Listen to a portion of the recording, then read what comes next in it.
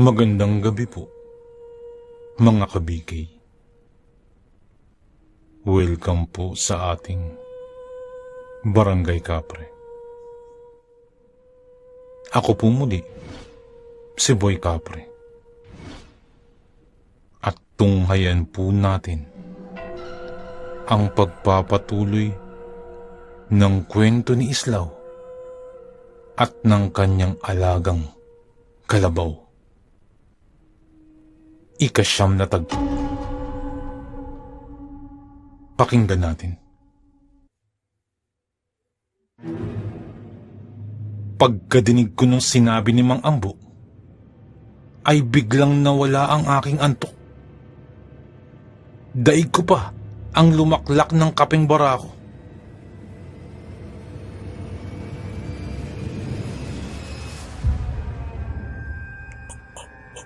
Ano po yun, Mang Ambo? Pakiulit nga po. At baka namali lang po ako ng dinig. Tanong ko. Kamuntikan na kaming madisgrasya kagabi, Islaw. Ako, si Berting, si Unyo, at maging si Kapitan. Sapagkat isang dambuhalang kalabaw ang sumugod sa amin kagabi. Pag-uulit pa ni Mang Ambo. Totoo yun. At hindi lamang yun. Kamuntikan pa kaming madisgrasya kagabi dahil sa dambuhalang kalabaw na yun. Sapagkat sinugod kami. Sambit pa ni Mang Berting. Yun din ang sinabi ko, Berting eh. Inulit mo lang eh. Sambit pa ni Mang Ambo. Baka kasi magtanong ulit si Islaw. Kaya ikinuwento ko ulit. Tugod naman ni Mang Berting. Pero yun na nga, Islaw. Habang papauwi sa amin, kami, hindi ba't iisa lang naman ang daanan naming 4 pa uwi? Bigla na lamang may narinig kami ng malakas na pag-angil mula sa aming likuran. Pagkalingon namin, ay akala ko ilipante sa sobrang laki. Sambit pa ni Mang Ambo. Ang akala ko nga isang bakulaw na biglang nakawala mula sa gubat. Sambit pa ni Mang Unyo. Totoo yan. At dahil doon ay nagtakbuhan kami. Una ko pang ang hinanap si Kapitan. Pagkatingin ko, kumaripas na pala ng takbo. Nauna pa sa amin sa pagtakbo. Sambit pa ni Mang Ambo. Tama. Hinanap ko nga din si Kapitan eh. Ayun pala'y nauna pa sa pagtakbo sa amin. Kwento pa ulit ni Mang Berting. Yan ka na naman, Berting eh. Inuulit-ulit mo na naman ang sinasabi ko eh. Sambit muli ni Mang Ambo. Mabuti ka mo. At nakaripas tayo agad ng takbo. At buti na rin eh. Malapit na tayo sa atin. Lintik ang sigaw namin kagabi. Akala mo'y daig pang nagkakagulo. Kwento pa ni Mang Unyo. Tama. Buti na lamang talaga. At hindi kami napano. Pag-uulit pa ni Mang Ambo. Habang nagkukwento sila Mang Ambo, ay muling nanariwa sa akin ang nangyari kagabi. Ganyan na ganyan din ang pangyayari sa akin nung sinugod ako ng napakalaking kalabaw. At talagang kakaiba ang kalabaw na yun. Nagpatuloy pa sa pagkwento sila Mang Berting. Tama, Islaw. Ang nangyari ay sinugod kami ng isang kalabaw na sobrang laki. Nanimoy. Dambuhala. Buti na lamang talaga't hindi kami napano. Kuwento pa ni Mang Berting. Inulit-ulit mo lang ang sinasabi ko eh. Kanina ka pa eh. Biglang sagot naman ni Mang Ambo. At habang inuulit-ulit nila ang kanilang kinukwento, habang naririnig ko naman yun, ay unti-unti na akong kinikilabutan. Sapagkat halos walang pinagkaiba ang pangyayari sa kanila at sa akin. Maliban lamang sa pagtulong sa akin ng alaga akong kalabaw upang mapatakbo ang dambuhalang kalabaw na yun. At dahil dun, ay napatanong ako kay Mang Ambo. Paano po kayo nakatakas sa kalabaw na yun? Tanong ko. Paano pa? Di nagtatakbo kami. Kanya-kanya na kaming takbo. At yung sigaw ko na napakalakas na yun, iyon yata ang nagpabilis ng takbo ko. Sambit pa ni Mang Ambo. At sa kakasigaw namin, nagising ang iba nating kabaryo at kagad sumaklolo sa amin. May mga dala-dala silang sulo. Ang iba naman may mga itak. Yung iba ay may mahahabang kawayan. Kuwento pa ni Mang Ambo. Ganun po ba? Buti na lamang po talaga at hindi po kayo napano. Si Kapitan po kamusta? Tanong ko pa. Ayun, nasa kanilang bahay. At masakit ang balakang. Sapagkat sa pagtakbo niya kagabi, ay napaplakda. Bumagsak unang puwetan. Kaya ayun, nananakit ang balakang. Sambit pa ni Mang Ambo. At meron pa akong napansin kagabi. Napansin ko pa yung kalabaw niyo na kakaiba talagang yung kinikilos. Hindi siya pangkaraniwang kalabaw. At iba kong makatingin. Sapagkat ang sinusugod niya ay mga tao. Sambit pa ni Mang Onyo.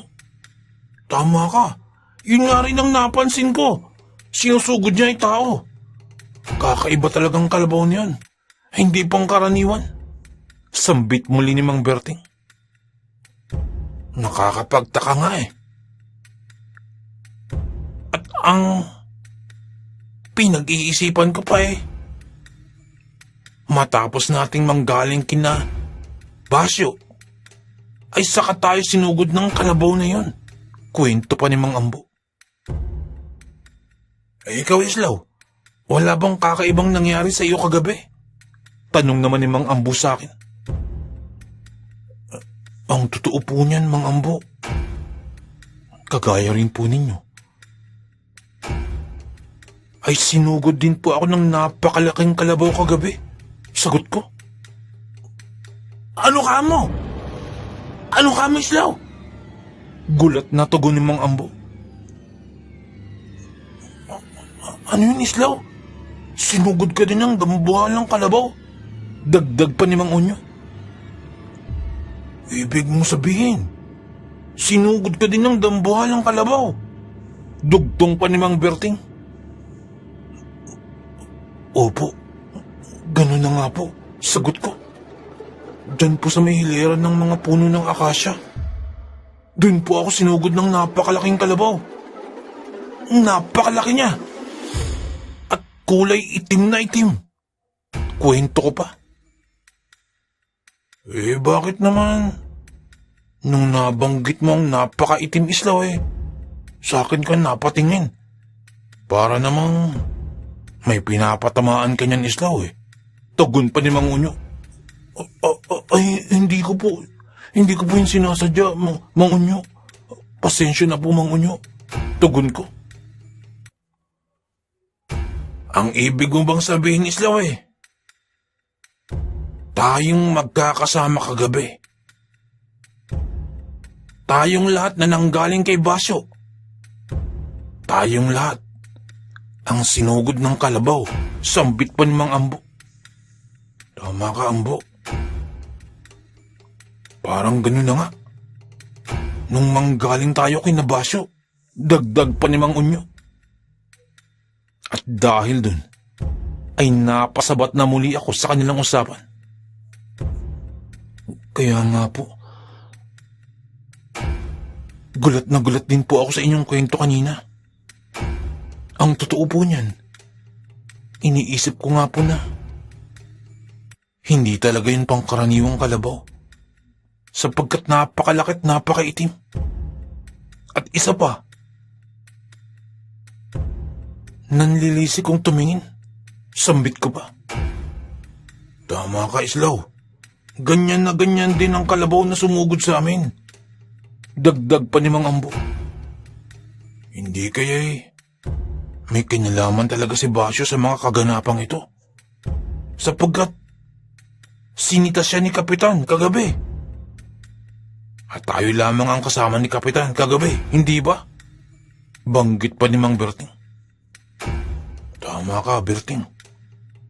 Kaya nga lamang, paano tayo susugurin ng kalabaw na malaki? Sa magkaibang lugar, tanong pa ni Mang Unyo. Baka may kakambal yung kalabaw na yun, banggit pa ni Mang Berting. O baka naman baka nagbabalat kayo lamang yung kalabaw na yan. At baka ang totoo niyan ay isa yung aswang, sambit pa ni Mang Ambo. Pagkadinig nun, ay biglang napamulagat ang mga mata nila Mang Ambo, ni Mang Berting, at maging ni Mang Unyo, lalo na sa mga kaganapan at sa mga natuklasan namin ngayon umaga.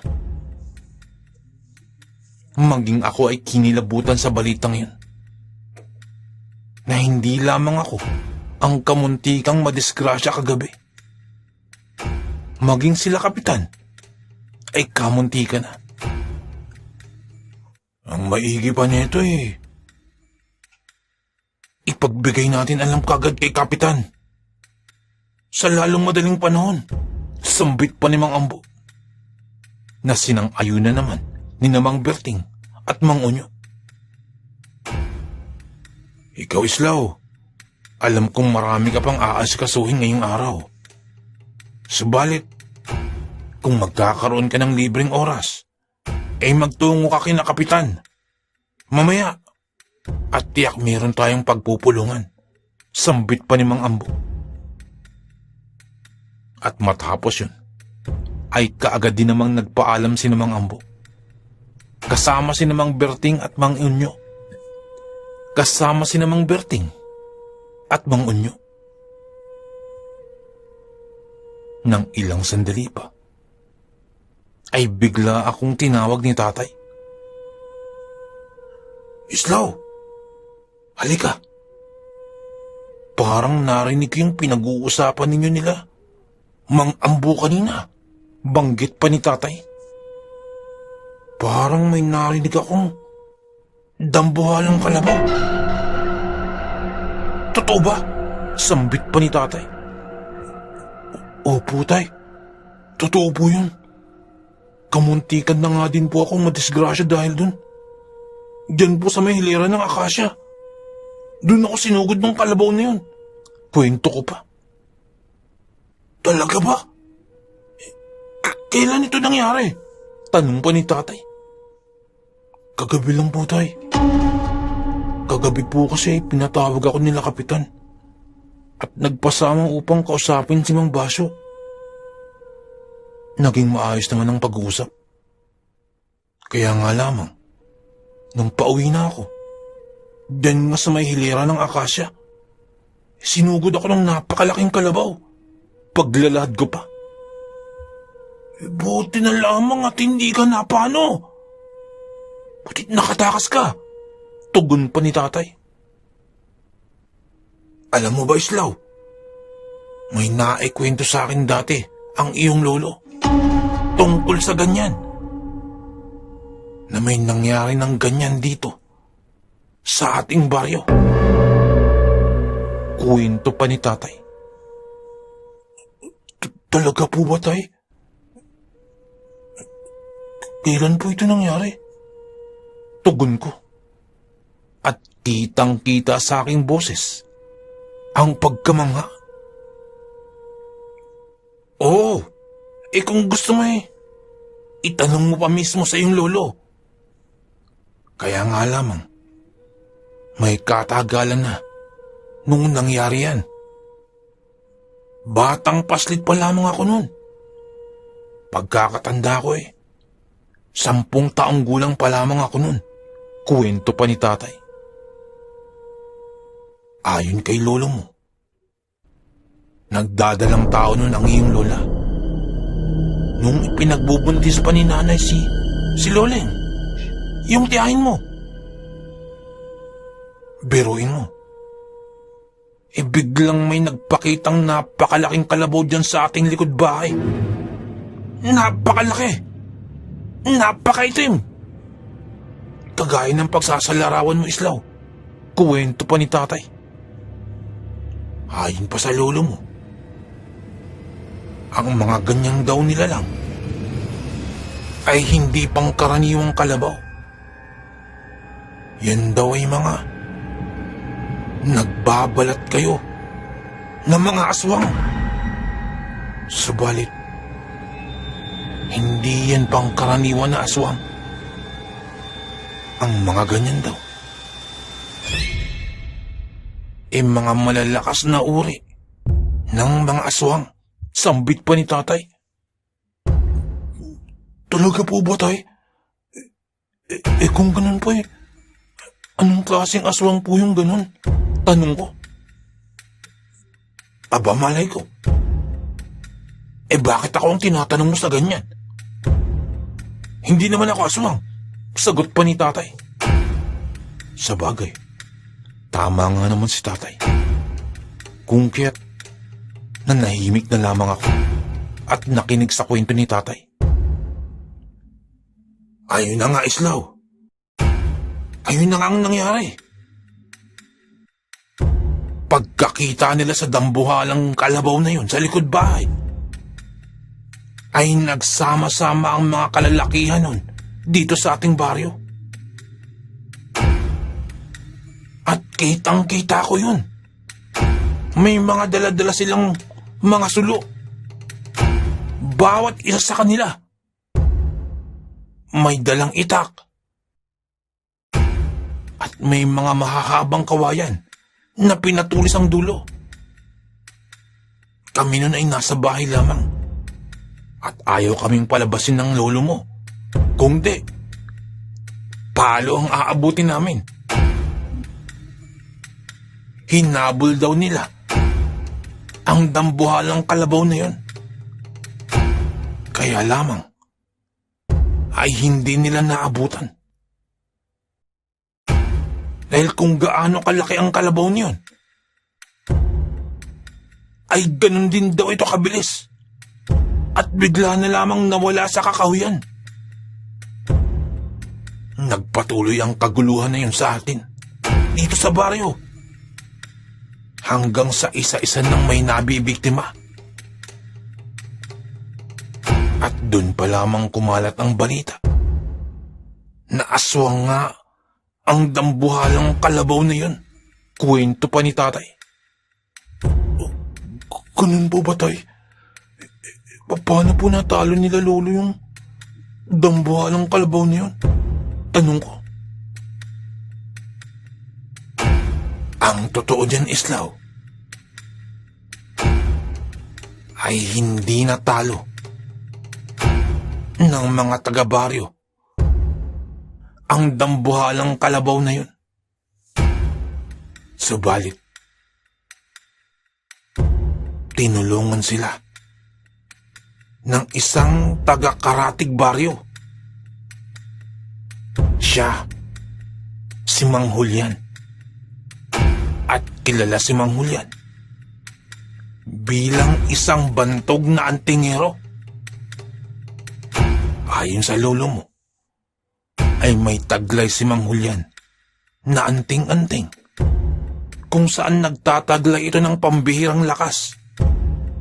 At bukod pa dun, nagtataglay din ito ng pambihirang kunat ng balat. Kung kaya't walang nagawa ang mga aswang na yun sa kanya.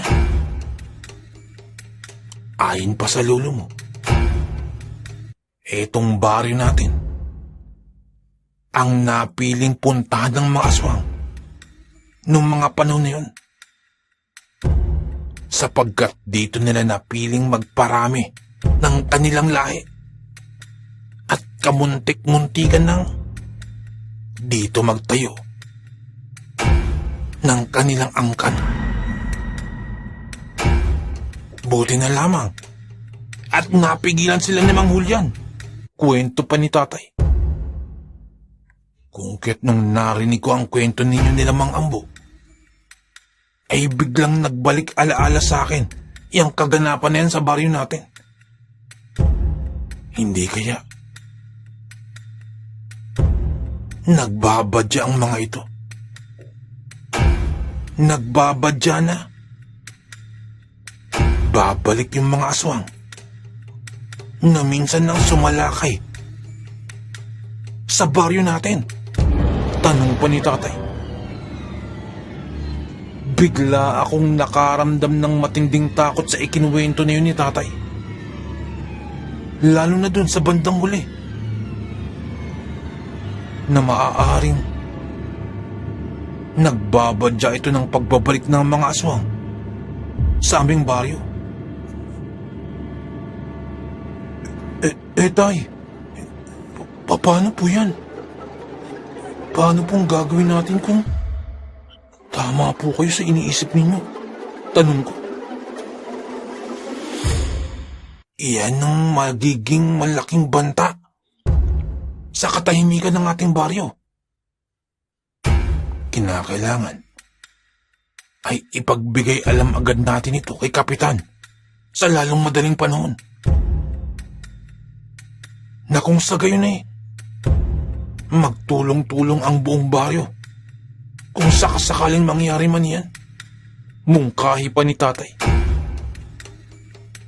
Nung umaga pa lang na yun, ay hindi na ako mapakali. Kahit nasa paaralan ako nung umagang yun, ang aking isipan ay patungkol pa rin sa pangyayari na yung kagabi. At lalo na sa ikinuwento ni tatay kanina. Halos walang aralin ang pumapasok sa aking isipan. Lumilipad ang aking diwa. At kusang naiisip ang magiging kalagayan ng baryo kung sakaling totoo ang sinasabi ni tatay. Hanggang sa magsiuwian na kami. Pagka-uwi na pagka-uwi, ay kaagad akong nag-asikaso ng mga gawain namin sa bukid. Agad ko din tiningnan ang alaga akong kalabaw. Ayos lang naman ito. Ayos pa rin naman siya matapos suwagin ang dambuhalang kalabaw kagabi. At wala naman itong natamong pinsala. Kinahaponan. Pagka-uwi ko, ay pinatawag na agad ako ni Kapitan. Islaw, pinapatawag ka ni Kapitan. At magkakaroon tayo ng pagpupulong. Tungkol ito sa nangyari kagabi. Sambit pa ni Mang Ambo. Ako naman ay labo-labo na ang tumatakbo sa aking isipan ng hapon na yun. Kung kaya't nagsabi na lamang ako kay Mang Ambo. Nasusunod na lamang ako. At may aasikasuhin lamang. Tumalima naman si Mang Ambo at saka nagpaalam. Ako naman ay nag-iisip ng aking gagawin. Dahil tiyak gagabihin na naman kami sa pagpupulong na ito. Naisip ko na, baka bigla na namang bumulaga ang higanting kalabaw na yun. Kung kaya't napagpasyan ko na, isasama ko ang aking kalabaw pagpunta kina Kapitan. Habang patungo ako kina Kapitan, ay bigla ko namang nakasalubong si Kadyo. Islaw! Saan ka pupunta? Tawag niya ito sa akin. Kinakapitan, doon ako pupunta eh. Magkakaroon daw kami ng pagpupulong. Sambit ko. Tungkol saan ba yung pagpupulong na yan? Tanong naman ni Kadyo. Ang totoo niyan, Kadyo, ay kamuntikan na kaming madisgrasya kagabi. Bigla akong sambit. Ano? Bakit? Anong nangyari? Tanong naman ni Kadyo. At saka ko inilahad kay Kadyo ang pangyayari kagabi. Kung saan sinugod ako ng dambuhalang kalabaw. At hindi lamang ako, maging sila Mang Ambo ay sinugod din. Katunayan nga niyan, kamuntikan na rin si Kapitan. At sa mga inilahad ko na yun, ay gulat na gulat si Kadyo. Totoo ba yan, Islaw? Parang hindi ako makapaniwala na mangyayari pa yung mga bagay na yan magpasa hanggang ngayon. Banggit pa ni Kadyo. Kung ayaw mong maniwala, di sumama ka kay na Kapitan upang marinig mo mismo. Sambit ko. Kung kaya't sumama nga si Kadyo sa akin. At habang naglalakad, ay patuloy pa din kami sa kwentuhan patungkol sa dambuhalang kalabaw na yun. Nang maya-maya pa, ay bigla kaming may napansin. Isang lalaking paparating. Subalit, nakayuko lamang ito. Habang nakasuot ng salakot. At nang papalapit na kami, ay bigla itong tumingin ng pailalim sa amin ni Kadyo. Dahil doon ay bigla akong kinabahan. Nakita mo ba yung Kadyo? Nakikilala mo ba yun? Anong ko? Parang namumukhaan ko. Ngunit sa pagkakaalam ko, ay kaanak yan siya ni Mang Basyo.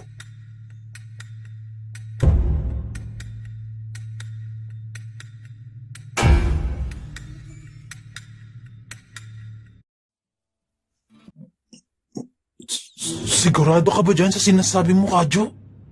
Tanong ko, matapos naming makita ang lalaki na yun na medyo kakaiba ang tingin sa amin. Oo, Islaw. Sigurado ako dyan. Sapagkat ganyan na ganyan din yung makatingin yung lalaki niyan. Una kong nakita yan nung naghahanap ako nung nawawala naming kambing. At hindi sinasadyang napunta ito sa bakuran nila Mang Basyo. Tandang-tanda ko siya. Siya rin yung naroroon. At ganyan na ganyan din yun makatingin. Kung kaya't sigurado ko na siya yan. Walang kaduda-duda. Sambit pa ni Kadyo.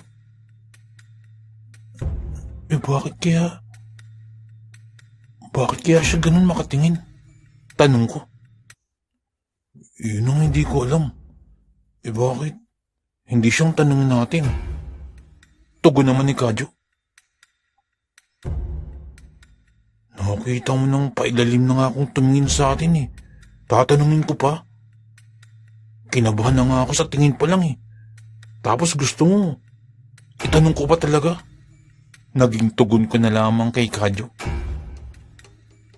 At habang nagkakatulakan kami ni Kadyo, ay bigla-biglang umiwas ng daanan ang lalaking iyon. Na tila narinig ang aming pinag-uusapan ni Kadyo. Dahil doon ay bigla akong natigilan. Naku, Islaw. Narinig ka yata. Yun ang sinasabi ko eh. Lagot ka na yan. Sambit pa ni Kadyo. Ako naman ay natahimik lamang. Ngunit sa loob-loob ko ay tila tumatambol na ang aking dibdib sa takot. Lalo pa nung malaman ko na kaanak pala siya ni Mang Basyo.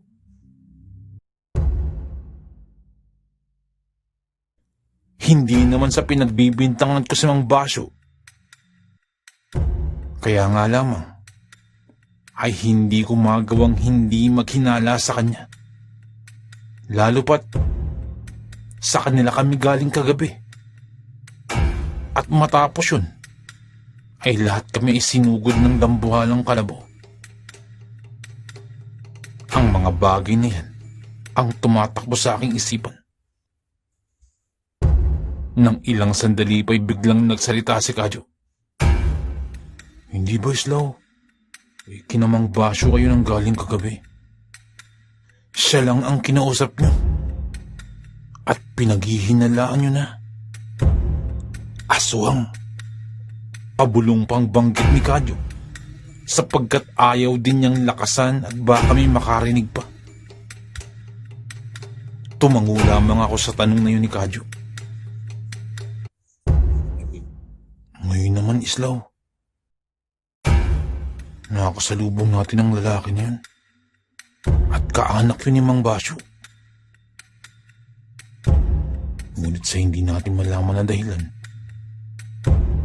ay bigla-bigla na lamang ganun siyang makatingin sa atin. Banggit pa ni Kadyo. Tama ka nga, Kadyo. Parang ganun nga ang nangyayari. Tugon ko pa. Hindi kaya, Islaw, may kinalaman talaga dito si Mang Basyo? O kaya naman ay isa sa mga kaanak niya ang aswang. At kaagad kong tinakpan ang bibig ni Kadyo. Huwag ka nang maingay, Kadyo. Baka may makarinig sa atin. Malalagay tayo sa peligro. Pabulong ko pang sambit. Tara na nga. At dumiretso na tayo kay na Kapitan. At doon natin sabihin lahat ng ating mga haka-haka. Sambit ko pa. Kung kaya't pinaspasan na namin at sumakay na kami sa alaga kong kalabaw upang makarating agad kina Kapitan. Makalipas pa ang ilan pang minuto ay narating na namin ang harapan ng bahay nila Kapitan. Ang bahay ni Kapitan ay yari sa kawayan at makapal na atip. Nayari naman sa pinagpatong-patong na kugon at sawali at maging kawayan. At masasabi kong isa sa pinakamaayos na kubo sa aming lugar ay ang kay Kapitan. Pagkadating dun ay kagaya ng aking inaasahan ay marami na nga ang tao sa bahay nila Kapitan. Subalit bago pa man ako tuluyang makapasok sa bakuran ng bahay nila Kapitan, ay agad nang may nakapansin sa akin. Hoy, narito na pala si Islaw! Sambit pa ni Mang Emong. Tama, naririto na nga. Pagsusog pa ng iba naming kabaryo na naroroon din sa pagpupulong na yun. At dahil dun, ay pansamantalang naantala ang kasalukuyang nagaganap na pagpupulong. At lahat ng naroroon ay napatingin sa aming gawi. Nang maya-maya pa, ay nagsalita na si Kapitan. Tamang-tama ang iyong dating, Islaw. At kanina ka pa namin inaantay. Sambit pa ni Kapitan. Pagkapasok ko pa lamang sa bakuran, ay agad na akong inabutan ng mauupuan ng isa naming kabaryo. O Islaw, maupo ka na muna at ako na lamang ang tatayo. Sambit pa ng isa naming kabaryo. Maya-maya pa ay nagsalitang muli si Kapitan. O Berno, at sisimulan na natin ang pagpupulong na ito. Hindi na natin patatagalin pa. At kaagad na nating tatalakayin ang dahilan ng pagpupulong na ito. Bungad pa ni Kapitan. Dahil dun, ang lahat ng naroroon ay nakikinig. Taimtim na pinapakinggan ang bawat salitang namumutawi sa bibig ni Kapitan. Para sa inyong kaalaman, mga kabaryo namin, ay nakatanggap kami ng sunod-sunod na sumbong tungkol sa pagkawala ng mga kalabaw dito sa atin. At ayon din sa mga sumbong na yan, ay isa sa mga nakita nung nawawala yung mga kalabaw ay si Basyo.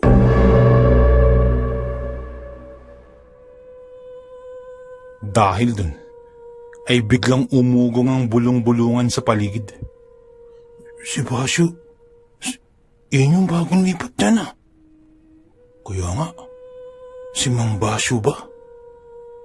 Si Mang Basyo yung diyan nakatira. Patuloy pang bulong-bulungan sa paligid. Nang magpatuloy pa sa pagsasalita, si Kapitan. Hindi naman sa pinaghihinalaan namin si Basyo. Kaya lamang, iyon ay mula sa isang sumbong. Kung kaya't minabuti kong kausapin si Basyo ng harapan. Sambit pa ni Kapitan. Talaga po ba, Kapitan? At talagang tinungo niyo at hinarap niyo si Mang Basyo? Tanong pa nung isa naming kabaryo. Hindi ba't usap-usapan eh? Ano yan si Mang Basyo? Bulong pa nung isa. Napakatapang niyo talaga, Kapitan! Talagang karapat dapat kayong maging kapitan ng ating baryo. Mabuhay si Kapitan! Sigaw pa ni Mang Ambo. Tama. Saka parang napakatapang talaga ni Kapitan. Karapat dapat talaga maging kapitan ng baryo. Mabuhay ka nga, Kapitan! Banggit muli ni Mang Berting. Maya-maya pa, biglang napatingin naman si Mang Ambo kay Mang Berting. Ginaya mo na naman ako eh. Sabay kamot nito sa ulo. Ngunit ang mga katagang yun ay sinang-ayunan naman ng iba pa naming mga kabaryo. Maya-maya pa ay nagsalitang muli si Kapitan at pilit pinapakalma ang aming mga kabaryo. Teka lang muna. Teka lang muna mga kabaryo. Huminahon muna tayong lahat. Banggit pa ni Kapitan. Ang totoo niya na eh. Kamuntikan na nga akong hindi makapagpigil nung nakaharap ko si Basyo. Sapagkat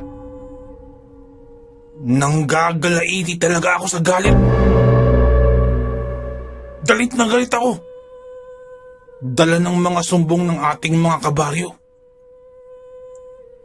Buti na lamang ay napag-isip-isip ko na. Baka maaaring napaparatangan lamang si Basyo. At dahil doon ay nakapagtimpi ako. At mas minabuti kong pakinggan ang panig ni Basyo bago pa man ako makagawa ng bagay na hindi ka nais-nais at magbigay ng hatol. Sambit pa ni Kapitan. Napakatapang niyo talaga, Kapitan! Mabuhay ka, Kapitan! Sigaw muli ni Mang Ambo. Tama, Kapitan! Mabuhay ka, Kapitan! Napakatapang talaga ni Kapitan, ano? Di ba, Ambo? Banggit muli ni Mang Berting. At muli ay napatingin si Mang Ambo kay Mang Berting na parang sinasabing inuulit na naman nito ang kanyang sinabi. Ilang sandali pa ay kaagad namang itinaas ni Kapitan ang isa niyang kamay habang pinapakalma muli ang aming mga kabaryo.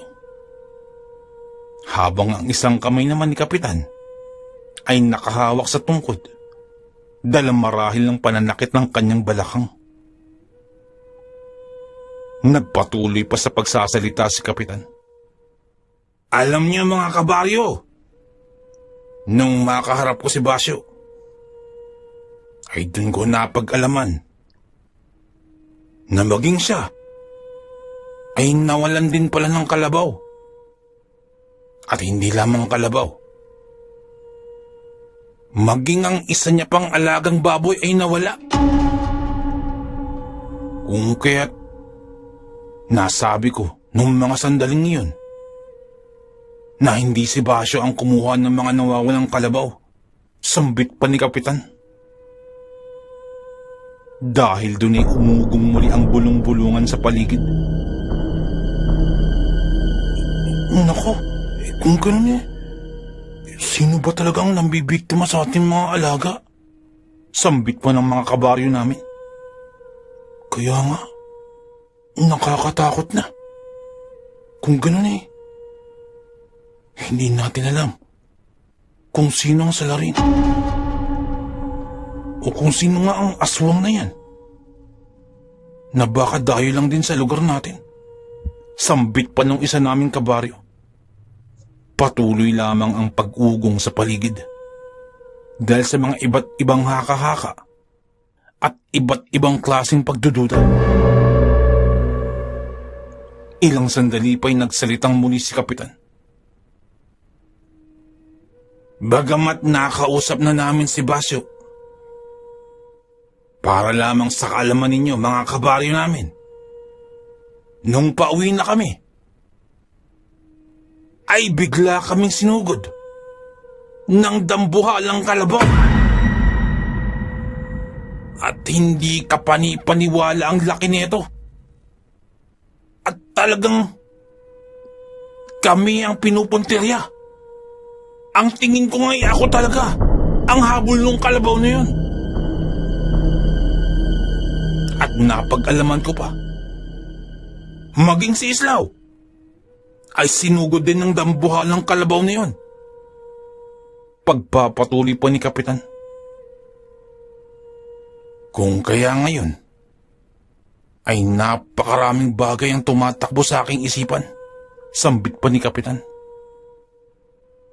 Ngayon ay may pagdududa ako. Dahil kami lang naman ang kumausap kay Basyo nung gabi na yon. Subalit kami lamang din ang inatake ng dambuhalang kalabaw. Hindi ba't nakakapagduda yun? Tanong pa ni Kapitan. Tama kayo, Kapitan. Nakakapagduda nga yun. Kung ganun, Kapitan, puntahan niyong muli si Basyo at kumprontahin mo na siya. Sambit pa ng isa naming kabaryo. Tama, Kapitan. Kailangan ng turuan ng leksyon niyang si Basyo. Dagdag pa ng isa. Paano naman kung hindi si Basyo talaga yun? Ano bang katibayan na si Basyo nga ang may kagagawa ng mga pagsugod kin na Kapitan? Tanong naman ng isa pa naming kabaryo na si Mang Kokoy. Tama nga naman si Mang Kokoy.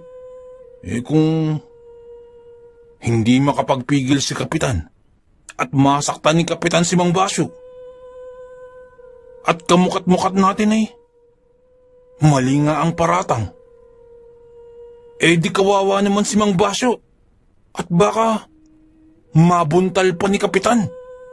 Sambit pa ng isa naming kabaryo.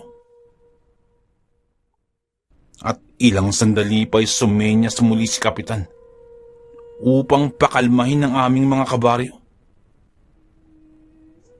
Ilang sandali pa ay may inilabas na kwintas si Kapitan na parang may nakalagay na puting pangil o parang bato sa dulo nun. At nung maipakita sa lahat, ay kaagad ding itinago ni Kapitan. Pagkakita namin nun ay namangha kaming lahat. May itinatago pala si Kapitan. Sambit pa ng isa naming kabaryo. Kaya nga, mayroong tangan si Kapitan. Kaya pala napakatapang at napakatalino. Dagdag pa ng isa naming kabaryo.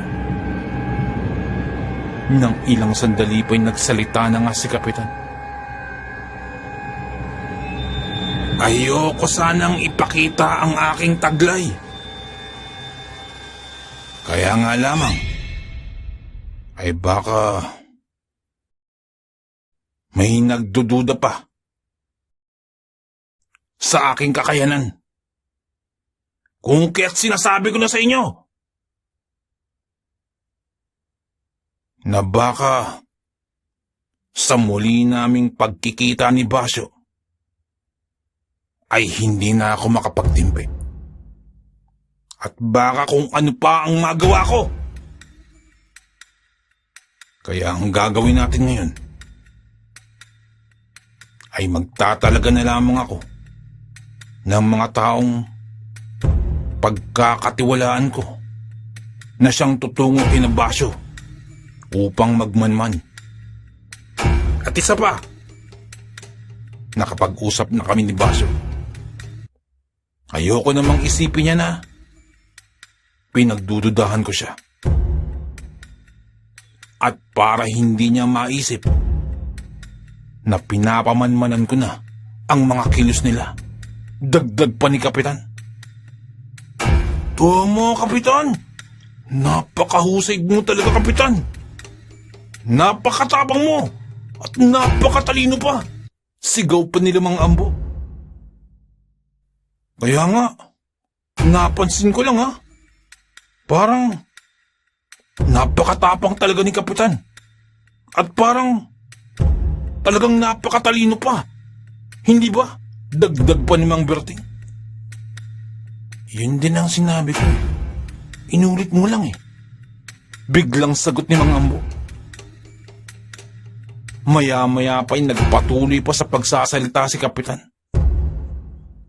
Mga kabaryo, mamayang gabi ay magro-ronda tayo para masiguro natin ang kaligtasan ng ating baryo. Sambit pa ni Kapitan. Dahil dun ay sinang-ayunan ng mga kabaryo namin ang pasyang iyon ni Kapitan. Umani ito ng papuri at pagsuporta sa aming mga kabaryo. Ilang sandali pa'y nagsalita pa si Kapitan. At dahil roronda tayo mamaya, ngayon, sino ang gustong magkusang loob na magronda sa bahay nila Basyo? Tanong pa ni Kapitan. Pagkatanong ni Kapitan na yun, ay ni isa ay walang nagtaas ng kamay. Huwag na kayong mahiya at itaas nyo na lamang ang inyong kamay kung sino ang gustong magkusang loob na rumonda sa bahay nila Basyo. Muling tanong ni Kapitan. Subalit wala pa rin talagang nagtataas ng kamay ni isa sa mga kabaryo namin. Dahil dun ay nakaramdam ako ng parang pagkapahiya. Kami sana ni Kadyo ay magtataas na ng kamay. sapagkat nakakahiya na. Wala talagang nagtataas ng kamay mula sa aming mga kabaryo. Nang papataas ng aking kamay, biglang nagsalita si Kapitan. Ikaw, Islaw, huwag ka nang magtaas ng kamay. Alam kong nais mong rumonda kina Basyo. Ngunit, may mahalaga akong ipapagawa sa iyo. Samahan mo na lang muna ako habang rumuronda mamaya. At doon tayo sa may ibang gawi. Alam mo na, baka hindi talaga ako makapagpigil at kailangan ko nang makakaawat sa akin ng malakas. Sambit pa ni Kapitan. Kung kaya't wala na kaming nagawa pa. Dahil doon ay nagtalaga na lamang si Kapitan ng ibang tao na roronda sa gawi nila Mang Basyo. At iyon ay si Ramon at si Rogelio. Mga kababaro din namin na mas matanda sa akin. Sila ang natalaga sa ganung tungkulin. Makalipas ang kalahating oras, ay nagsimula na kaming rumonda. Nakatalaga na ang bawat kalalakihan na roronda sa iba't ibang bahagi ng aming baryo. Si Kapitan ay sumama din sa pagronda. Bagamat medyo paika-ika pa ito ng paglakad, ay sinigurado ni Kapitan na makakasama siya sa pagronda. Iyon nga lamang ay napapaligiran si Kapitan ni Mang Ambo, Mang Berting at Mang Unyo. At kasama na rin ako dahil ayaw akong malayo ni Kapitan sa tabi niya. At kasama ko din ang alaga kong kalabaw. At kasama din pati si Kadyo. Habang rumuronda, ay may mga bitbit na kaming mga sulo. Ako naman ay hindi gaanong nakakaramdam ng kaba nung gabi niyon, sapagkat marami kaming magkakasama. At ang iba ay nakakalat pa. Ngunit sa pagronda naming ito, ang isa sa pinaka-inaabangan namin ay ang lugar ni Mang Basyo. Dahil isa si Mang Basyo sa pinaghihinalaan namin. Hanggang sa lumipas na ang isang oras kakaronda namin sa baryo. Wala pa kaming naririnig na kahit anong kaganapan. Wala ding kakaibang nakita. At higit sa lahat, ay wala pa ding namamataan na dambuhalang kalabaw. Habang rumuronda, ay naisipan ni Kapitan na dumaan sa gawin nila Mang Basyo upang makibalita kina Ramon at Rogelio na nagmamanman sa lugar. At dahil doon ay nakausap namin si Ramon. Kapitan, wala naman ho kaming makitang kakaiba kay Mang Basyo. Wala namang naganap na kakaiba. At maging yung sinasabi niyong pamangkin niya, ay wala rin namang pinagkaiba. Kagaya kanina, parang ganun lang din, banggit pa ni Ramon. Tama po, Sir Mon. At yung pamangkin niya kaya pala ganun makatingin. Yun may pagkabanlag. Kung kaya't ganun siya makatingin. Ngunit bukod dun, ay wala naman akong nakikitang kakaiba. Dagdag pa ni Rogelio. Mainam at magaling. Maraming salamat sa iyo, Ramon at Rogelio. Mabuti na lamang at kayo ang itinalaga kong magbanman kay Basyo. Magaling. sapagkat baka kung ako'y hindi makapagtimpi, mahirap na. Kung kaya't tama lamang ang iyong ginawa, sambit pa ni Kapitan. Napakatalino talaga ni Kapitan. Buti na lamang. At meron tayong kapitan na ganyan, na mahusay sa pagpasya. Sambit pa ni Ambo. At dahil doon ay nagpatuloy pa kami sa aming pagroronda. Nang maya-maya pa, ay magsasalita pang muli sana si Mang Berting nang biglang sungal-ngalin nito ni Mang Ambo at tinakpan ng bibig. Dahil doon ay nagpatuloy pa kami sa aming pagroronda. Hanggang sa napadaan kami sa may malapit sa may palayan, kung saan madalas itinatali ang ilan sa mga alagang kalabaw sa aming lugar. Nang bigla na lamang, nagsisigaw ang isa naming kasamahan na nagroronda. Ayon! Ayon! Ayon! Sabay takbuhan ng mga ito. Ngunit ang iba ay patras ang takbo. Ang iba naman ay paabante. At ang iba ay tumatakbo ng paikot na hindi malaman kung saan pupunta. At dun namin namataan ang isang dambuhalang kalabaw na tumatalis ng takbo. Kung kaya't biglang sumigaw si Kapitan, "Habulin niyo! Habulin niyo!" Subalit habang sumisigaw si Kapitan, ay parang palayo naman ang boses nito, na parang siya mismo ay papalayo din, na parang umaatras. Kung kaya't dahil doon ay napadasal na ako ng dasal na itinuro sa akin. At sa kabila ng tensyon na aking naramdaman ng mga sandaling, ay tila ibinubulong na lamang sa akin ang mga katagang yan. Sila Mang Ambo naman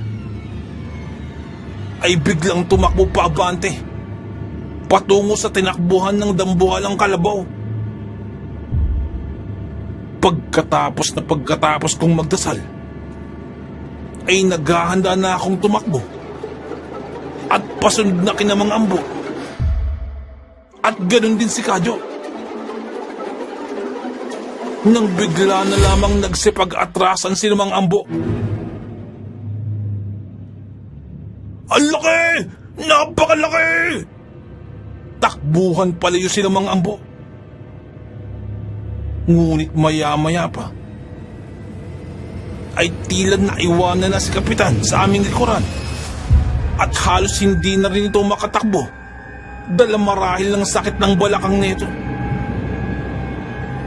At dahil doon ay napausal na lamang ako at napabulong sa aking kalabaw. Bantayan mo kami, nila Kapitan. Bulong ko. At sa isang iglap ay biglang humarang sa aming harapan ng alaga kong kalabaw, na tila ay binabantayan kami at nagmamanman sa paligid. Nang ilang sandali pa,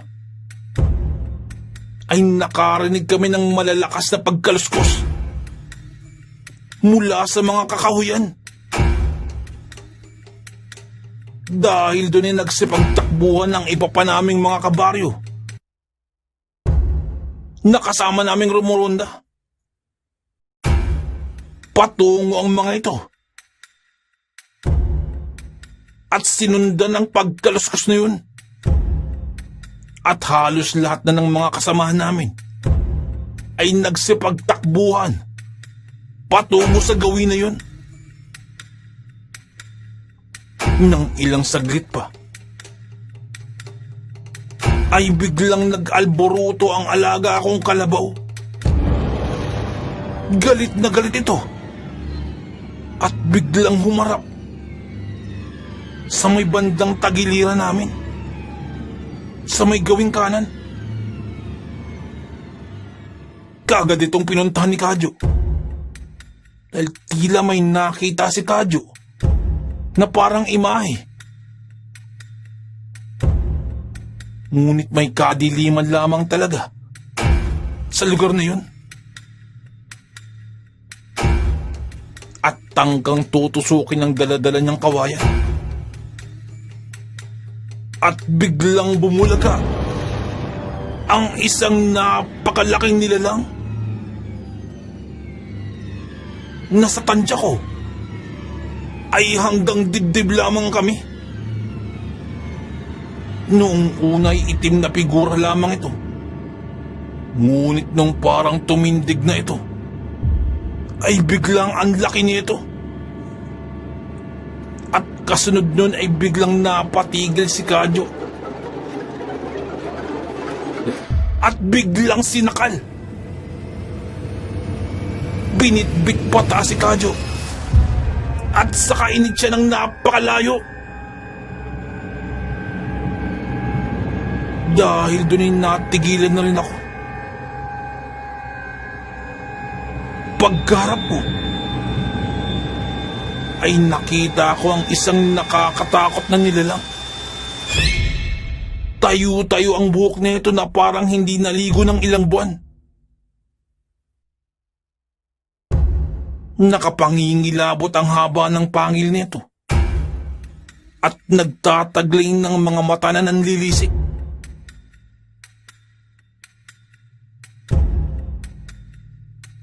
Si Kapitan naman, sa kabila ng sakit sa balakang, ay napakaripas ng takbo. At sinabayan pa yun ng napakalakas na sigaw.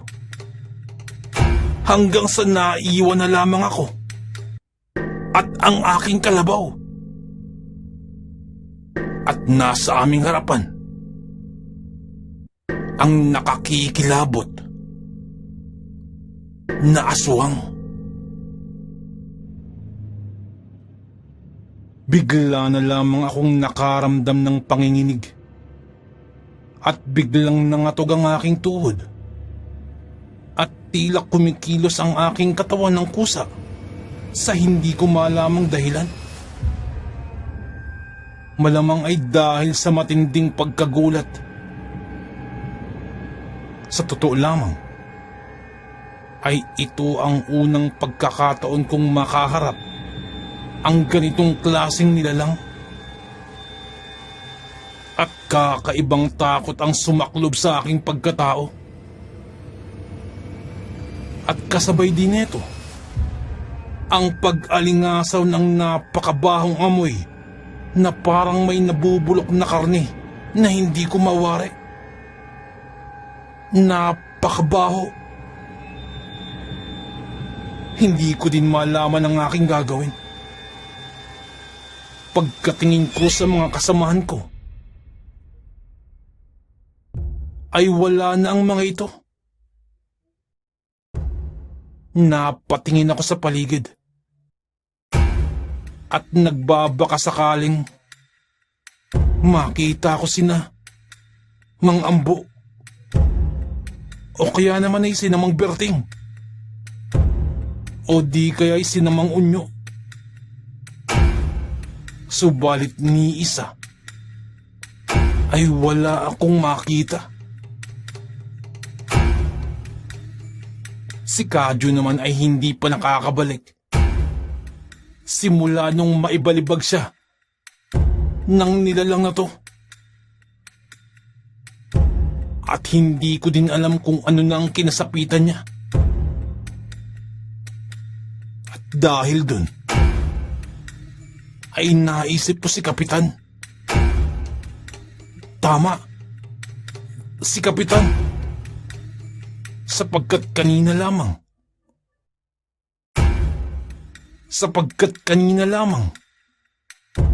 ay nagpakita pa si Kapitan ng kanyang agimat.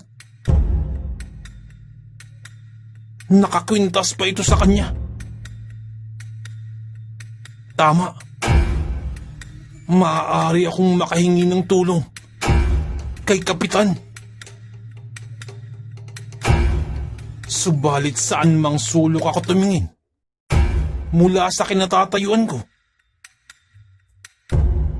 ay hindi ko na rin matanaw pa si Kapitan. Mukhang biglang naglaho si Kapitan at mukhang biglang gumaling ang balakang at nakatakbo na ng mabilis. Nang maya-maya pa ay nakabantay lamang ang alaga kong kalabaw at nakatingin lamang sa may aswang.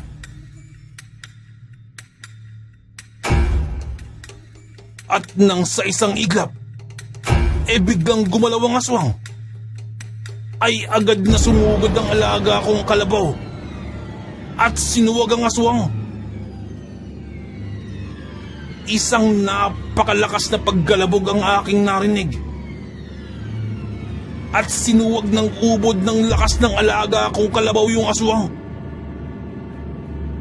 at tinamaan ito sa kanyang katawan. Ngunit ilang sandali pa ay medyo napigilan na ang pagsugod ng alaga kong kalabaw. At tila na paglalabanan na ng aswang ang pagsuwag na yun. Bagamat napaatras ang nilalang na yun ng mga ilang metro, subalit hindi man lamang ito natumba. At tila nagpapakita pa ng kakaibang lakas ang aswang at nakakayanan nitong pigilan ng pagsuwag ng kalabaw. Kung kaya't dala na rin ng nerbiyos, takot at kagustuhang magapi ang aswang,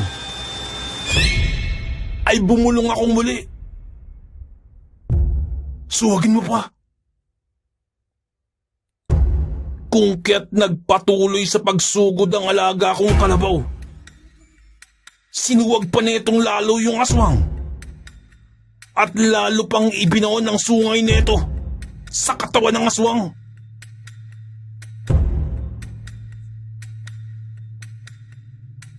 Ngunit tila nahahawakan na ng aswang ang sungay na yun ng aking alagang kalabaw. At nang ilang sandali pa,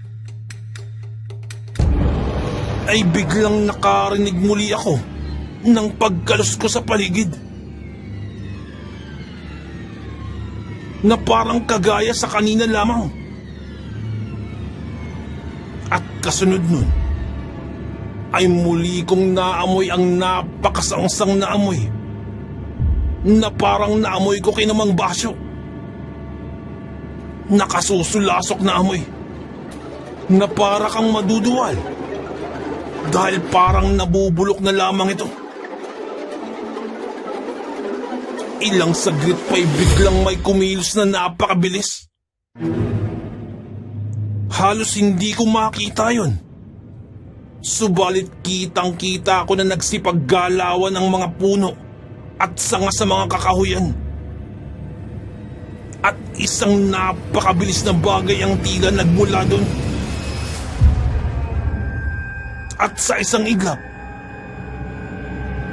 ay nagkaroon pa ng isa pang nilalang na halos kagaya din ng itsura ng aswang kanina. Ngayon ay parehas na silang pumipigil sa alaga akong kalabaw.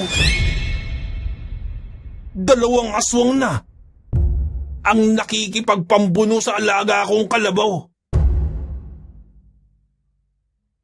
At unti-unti napipigilan na ng dalawang aswang ang pagwawala ng alaga kong kalabaw at hindi na nito magawang makasugod pa o makaabante man lamang. Patuloy na nagwawala ang alaga kong kalabaw. Ngunit hindi na nito mausog pa ang niisa sa dalawang aswang na halos nakakubabaw na sa aking kalabaw. Dahil doon ay naisip ko na pagkakataon ko ng tumakas. Pagkakataon ko ng tumakbo. Eto na ang inaantay ko.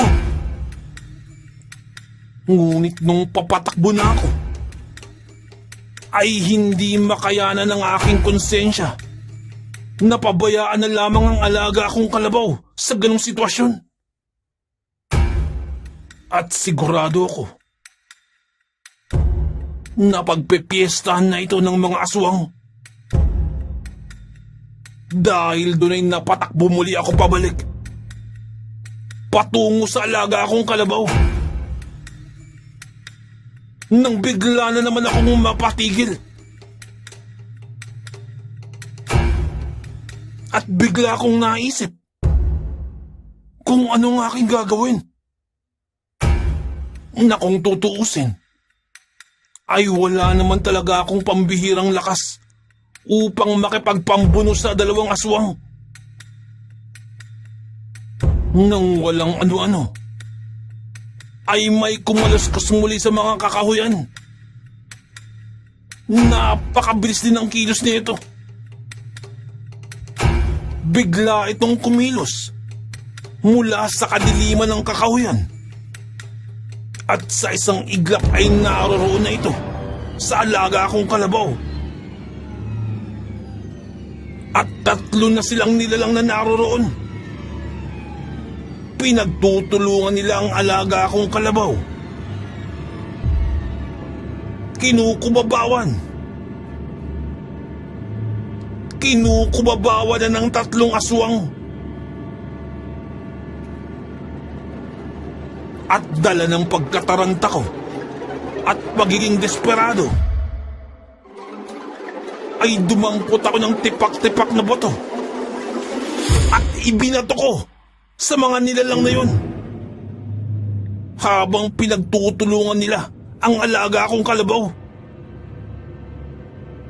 Subalit hindi alintanan ng mga ito ang mga naglalaki ang bato, at hindi man lamang ito pinansin. Dahil doon, ay naisip kong muli na magdasal. Yung dasal na ibinigay sa akin ng matanda. Muli ay inusal ko yun. At habang binabanggit yun ay tila para lamang akong tumutula. Parang nakatatak na ito sa aking isipan. At parang ibinubulong na lamang sa aking diwa. Nang matapos ko ang dasal, ay napasigaw na ako. Tulong! Nang maya-maya pa ay biglang umangil ng napakalakas ang alaga akong kalabaw. At tila nasasaktan na ito ng husto sa ginagawa sa kanya ng mga aswang. Bigla itong nag-alboruto at tinangkang tumakbo patungo sa akin. Kitang-kita ko ang hirap na dinadanas ng alaga akong kalabaw. At nagpupumilit itong tumakbo. At pakiwari ko ay tila humihingi ng tulong sa akin. At kasunod nun, ay bigla akong nakakita ng isang bagay.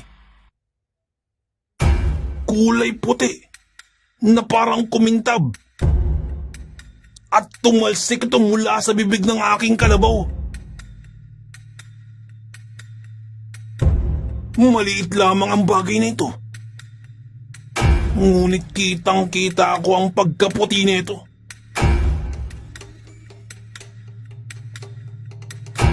Nang bigla na lamang nagpulasan yung mga aswang na nakakubabaw sa aking kalabaw.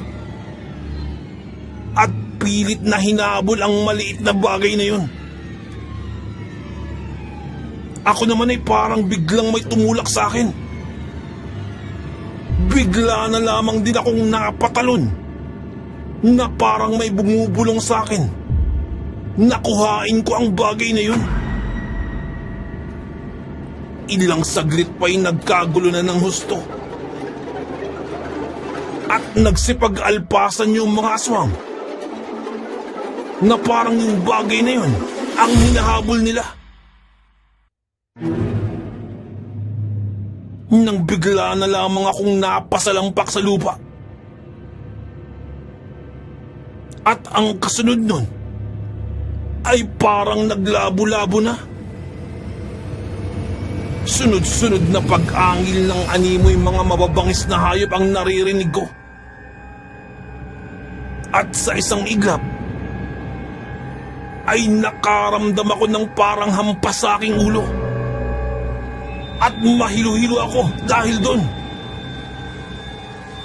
Pakiramdam ko ay matatanggal ang aking ulo sa tindi ng pagkakahampas na yun. At kasunod pa nun, ay sunod-sunod na hapdi ang aking naramdaman sa aking likuran. Mula sa aking binti at maging sa aking mga braso na parang may humihiwa sa aking mga balat at sa iba't ibang bahagi pa ng aking katawan. At kasunod pa nun, ay nakaramdam na ako ng parang may umaagos na mainit na bagay mula sa aking noo. Nang ilang sandali pa, nakaramdam ako ng bagay sa aking kamay. Pagkakuyom ko sa aking kamao, ay naramdaman ko ang kakaibang init mula sa bagay na yun. At parang may dumaloy na mainit na tubig sa aking kamay. Subalit sa kabila ng matinding init na yun, ay nakayanan kong tiisin yung pasok. At hindi ako nakakaramdam ng matinding hapdi. Ngunit tuloy-tuloy pa din ang nararamdaman kong humahampas sa akin. Sa aking uluhan. Sa aking katawan. At maging sa balikat. At ang sunod-sunod na kalmot ang nararamdaman ko ay nagpapatuloy pa rin. Kaliwat kanan. At mula sa itaas. At maging sa ibaba. Subalit habang tumatagal, ay tila pahina na ng pahina ang nararamdaman kong mga hampas at mga kalmot at maging mga kagat. Parang pahina na ng pahina ito. At unti-unti kong nararamdaman na parang kumakapal ang aking balat. Na kung kanina ay madali akong masaktan, ngayon ay tila napakakunat na ng aking balat. At dahan-dahan ay unti-unti ding nawawala ang takot na nararamdaman ko. Nawawala ang kaba na nararamdaman ko. At tila nanunumbalik ang lakas ko. Ngunit mas higit pa ito sa aking inaakala. Ilang sandali pa'y naramdaman ko na yung bagay na nasa loob ng aking nakakuyom na kamao. At parang isa itong buto o isang ngipin. At dun ko pa lamang napagtanto na ako ang nakakuha ng bagay na yon na nagmula sa loob ng bibig ng aking alagang kalabaw. Nung mga sandaling yun ay wala na akong nararamdamang takot pa. At ang takot na nararamdaman ko kanina ay napalitan na ng pananabik upang subukin ko ang aking lakas. Nang bigla akong nakaramdam na parang may bumangga sa akin mula sa likuran. Napakabilis nito. At natagpuan ko na lamang ang aking sarili na may sumasakal sa akin. At may nakakagat pa sa aking bandang balikat. Subalit ang kagat na yun ay hindi ko na gaanong maramdaman pa, na parang hindi makabaon sa aking balat. Ilang saglit pa'y hinawakan ko ang uluhan ng aswang na yun. At sa isang bigos ko, nahablot ko na agad ito. At saka ko ibinalibag sa kakahuyan. Medyo nagulat ako sapagkat isang hagis ko lamang ay nagmistula itong laruan na tumilapon. Kasunod nun ay may sumugod ulit sa akin. Isa sa bandang likuran. At pilit din netong kinakagat ang aking likuran. At kasunod pa nun ay may isa pang sumugod.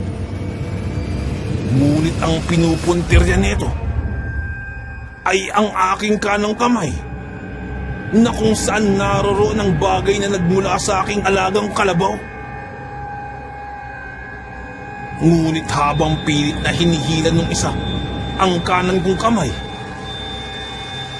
ay iyon din mismo ang ginamit kong pangbigwas sa aswang. At sa isang iglap, ay nakabitaw sa pagkakakapit ang aswang na yun. Sabay bigwas kong muli, dahilan upang mapatalsik ito sa mga kakahuyan. Sinunod ko naman ay yung nakakubabaw sa aking likuran. Hinablot ko lamang ito sa pamamagitan ng aking kalawang kamay. At saka ko ibinalibag. Bumalandra ito sa puno ng saging. At kaagad nagtatatakbo sa dilim. Nagpulasan yung mga aswang na sumugod na yun kanina. Kanya-kanyang takbo ang mga yun, papalayo, hanggang sa maglaho na lamang sa dilim. Nang bigla akong nakarinig ng sumigaw mula sa di kalayuan.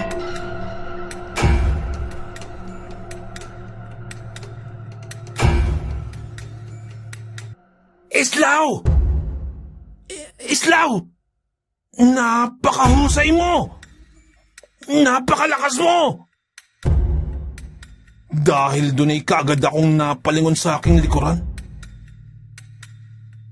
Pagkalingon ko, ay si Kapitan yung nagsasalita. Islaw! Tunay ngang nagtataglay ka ng lakas ng 10 kalabaw. Kahit aswang ay hindi uubos sa iyong lakas. Sigaw pa ni Kapitan, na hindi na mapigilan ng kanyang pagkamangha at gulat nito, at halos hindi na magkandamayaw. Kapitan, kayo po pala. Hindi po ba kayo nasaktan? Tanong ko. Hindi, Islaw. Ayos lamang ako. Maayos lamang ako. Tugon naman ni Kapitan. Mabuti naman po kung ganun, Kapitan. Ang totoo po, hinahanap ko po kayo kanina pa. At hindi ko na po kayo mahagilap. Sambit ko. Ang totoo niyan, Islaw, ay hinanap ko din ang iba nating mga kababaryo. Dahil baka silang inatake ng aswang. Ngunit nung makita akong ayos naman sila, ay agad-agad akong bumalik. Bumalik ako dito upang tingnan kung ayos ka lang din. At iniisip ko nga na, baka kinakailangan mo ng aking tulong. Sambit pa ni Kapitan. Ganun po ba? Maraming salamat po, Kapitan. At bumalik po kayo. Tugon ko. Walang anuman yon, Islaw. Walang anuman. Basta't kung saan tayo makakatulong. Alam mo naman, wala tayong kinakatakutan na kahit na ano. Tugon muli ni Kapitan. Nang nagsipaglayasan na ang mga aswang, ay agad kong pinuntahan ang alaga kong kalabaw. At mukhang nanghihina ito. Marahil ay epekto ito ng ginawa ng tatlong aswang at pinagtulong-tulungan ito. Sinuri ko rin maigi ang mga sugat nito. Wala naman akong makitang matinding pinsala. Subalit kitang-kita ang panghihina nito. Kung kaya't hinayaan ko na lamang munang magpahinga ang alaga kong kalabaw. Nang maya-maya pa, ay nakarinig ako ng pagsigaw. Dahil doon ay napatakbo na naman kami ni Kapitan sa aming likuran. At saka nakiramdam muli. Nang maya-maya pa'y may nagsisigaw muli.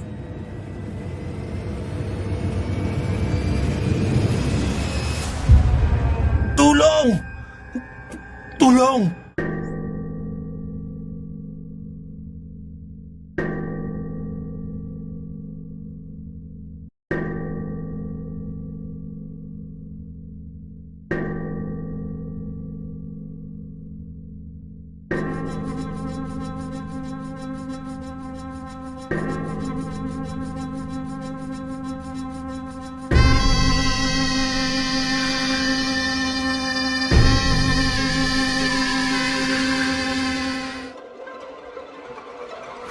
I-shoutout lang po natin ang mga tagapakinig po natin. Si Sir Roland Fadrigo, shoutout po. Kay Sir Ticarol TV Mix, shoutout po. Kay Ma'am Feli Rivera Raimundo, shoutout po. At kay Sir Arnav TV, shoutout po. Maraming salamat po.